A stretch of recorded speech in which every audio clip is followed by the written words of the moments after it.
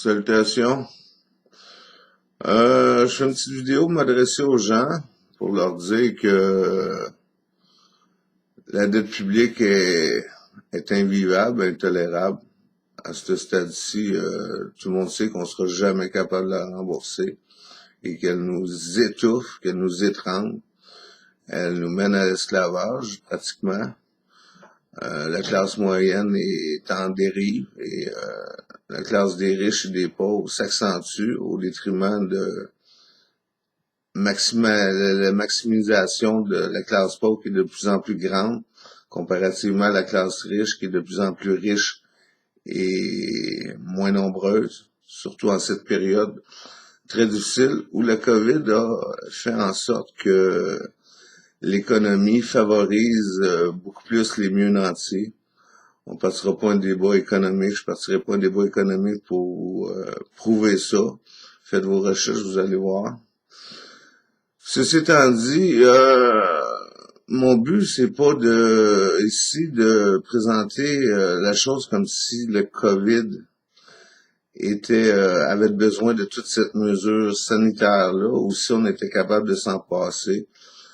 Mon but est de faire prendre conscience aux gens que les gouvernements actuellement dans le monde ne sont pas capables de faire face au changement climatique actuel et que le réchauffement climatique est de plus en plus élevé, même si les automobiles n'ont pas trop circulé cette année, en cette période de COVID. Le réchauffement climatique continue. J'ai pas les chiffres avec moi, puis on n'a pas besoin de devin pour savoir que ça continue. Avec ça, on a l'agriculture, les glyphosates, on mène un combat ardu, les anonymes, contre les OGM. Disons que ça va bon train.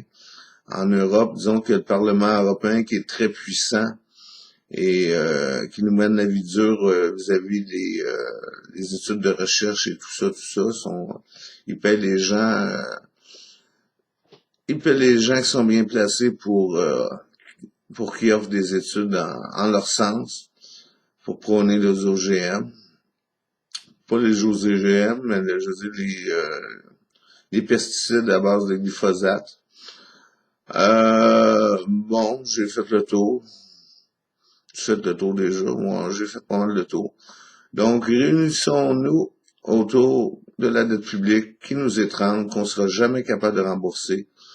Si on se pèterait une faillite, on serait bien mieux de se péter une faillite collective, puis pas collective, une faillite. Le pays pète une faillite, puis on passe sur des nouvelles bases, puis on s'en sortirait bien mieux de cette façon-là que d'être obligé de rembourser une dette qui est invivable, intolérable et qui étrangle tout le monde à la gorge. C'est pas ailleurs.